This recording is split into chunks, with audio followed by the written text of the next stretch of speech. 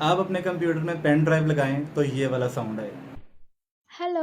Welcome. और जब disconnect करें तो ये वाला साउंड आए। Okay, bye bye. जी हाँ, आप भी ऐसा कर सकते हैं कि जब आप पेन ड्राइव लगाएं या हटाएं तो आपका मनपसंद साउंड प्ले हो। क्या बात है सर, क्या बात है सर, क्या बात, ये बात है। अरे सर क्या बात। यहाँ से आपने कंट्रोल पैनल में चले जाना है और फिर हार्डवेयर एंड साउंड में चले जाना है। फिर साउंड पर क्लिक करें, यहाँ साउंड टैब पे क्लिक करना है। इसमें यहाँ डिवाइस कनेक्ट पर क्लिक करना है और फिर ब्राउज पर। यहाँ से आप वो साउंड इफेक्ट क्लिक करें जो आप पेन ड्राइव इंसर्ट करते वक्त प्ले करना चाहते हैं। फिर डिवाइस डिस्कनेक्ट पर क्लिक करें और ब्राउज में जाके वो साउंड इफेक्ट सेलेक्ट कर लें जो पेन ड्राइव डिस्कनेक्ट करते वक्त आप प्ले करना चाहते हैं। फिर अप्लाई और ओके।